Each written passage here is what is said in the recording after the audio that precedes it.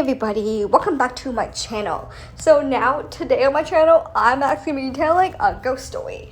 Now, if you don't know this ghost story, I really hope you learn more about it because this story is actually based in Manitoba, Canada. Luxurious and elegant, the Garry Hotel has correctly been called of all above. There is, however, another equally descriptive and acute word that you could apply to this grand old lady of Winnipeg hospitality industry. The world is haunted. Garry Hotel is well and truly haunted, and that itself is not really too surprising. Many hotels over the world are home to ghosts. It is, however, somewhat unusual for a Canadian hotel to be so honest about its haunted status.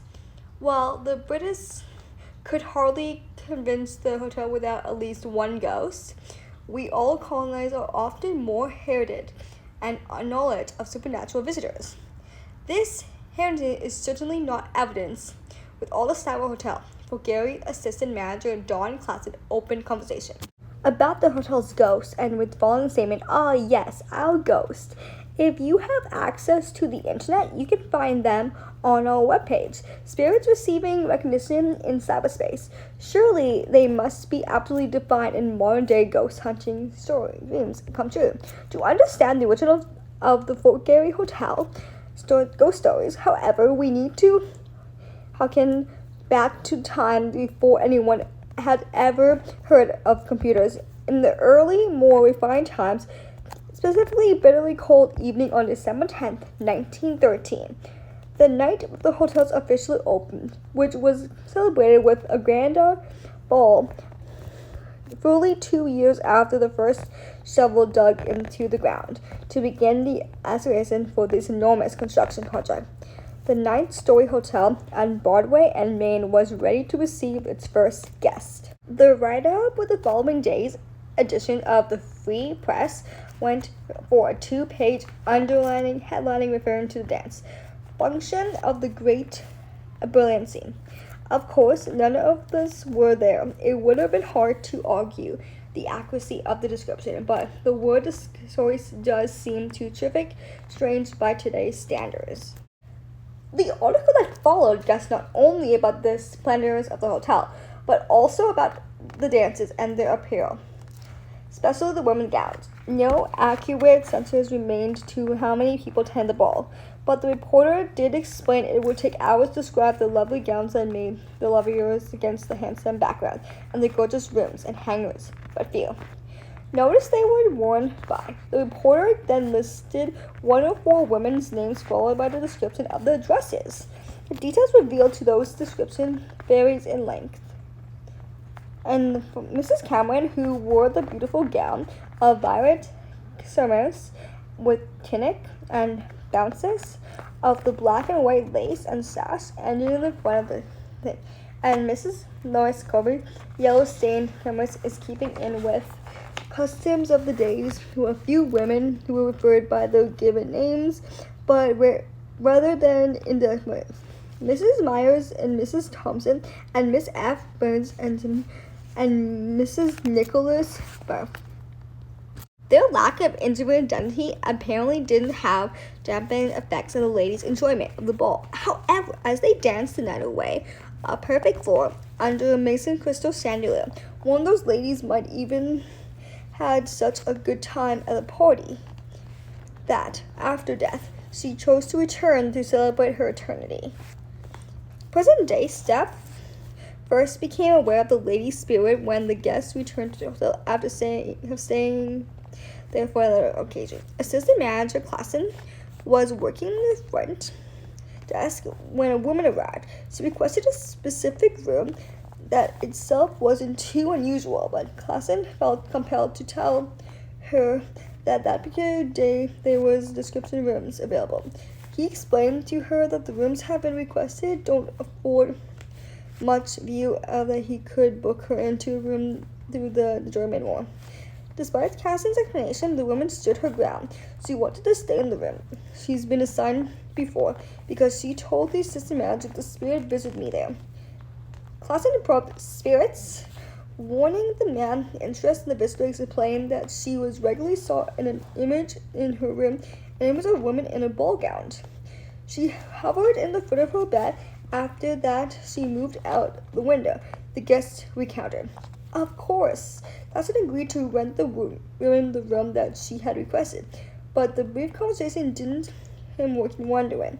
He had no idea who the other person might have been like or why she was staying around and haunted the hotel. It wasn't until Klassen had related an incident to the reporter who checked in the newspaper articles and discovered the writer about the grand opening festives, and the man had included the originals of the apparition. After reading a long-winded description of the wandering ghost, she was somehow who attended the party, while agreeing that Klassen's theory might be correct one, that also the probability of the ghost is a Cinderella-like spirit that descends of the woman who wanted desperately to go to the ball and wasn't able to. Lacking as her magic and fairy godmother during her life, the lady might have simply chose to party in eternity. The potato spirit was certainly not to be lonely while she waits the arrival of her prince at the ball. There was clearly other at the hotel, sharing the mystery dimension she inhabited in the phantom dinner. For instance, like an associate with the lady in the ball gown, Klassen encountered with the spirits of the man in the dinner room, and only indicated one. He recalls the incident clearly. It occurred in 1989, during the wee hours of the graveyard shift. All in the hotel was quiet and expected as it would have been. Klassen was taking advantage of the tranquility by attending a routine paperwork. Suddenly, a kitchen employee came hurrying in the office and looking for him. It seemed the man had been washing dishes with another employee when they heard a sound coming from the hotel dining room. As the dishwashers were sure they were only the two in the area of the hotel, they immediately went to investigate. That's when they saw him, the man sitting at a table in the dining room, currently in hand enjoying a meal. The man started in horror and fascination as the person continued to eat, completely oblivious of his audience. The employee knew that something was very wrong with that scenario and had to unfold it before them, but they didn't have any idea what they were dealing with. Was this hotel guest who somehow had been left behind from the night dinner? Or did the image of the original date back to the considerably before the present time? Whatever the case might have been, they clearly felt they needed someone to authorities so they can run to the assistant manager. So by the time the trio they back to the dining room, it was completely empty, as it should have been. Could they have possibly had the late night diner? They wondered the rules possibly of determination, but the doors remained locked from inside. It seemed that there had been no trespassers not from the dimension anyway, but there was no evidence of it because by now the image had faded. The occurrence of the dining room area was not completely an isolated event. Other staff members have reported hearing the sounds of dishes clattering late at night when they know that no one was in the section of the hotel. But poltergeists rattling dishes, apparitions, dining image in a ball gown are not only mysteries of the hotel for Garry. It's even the home of rather rare paranormal programs. A ghost light. Apparently, the source light has been seen through the hotel hallways. As least the hotel spirits have been bold enough to make its presence known to the manager. The normally down-to-earth woman is convinced that she had close encounter with a spirit in her private hotel suite.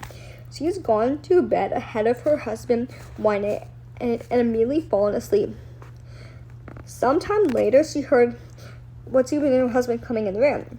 Those sounds were followed by a distant feeling of someone sitting on the bed beside her.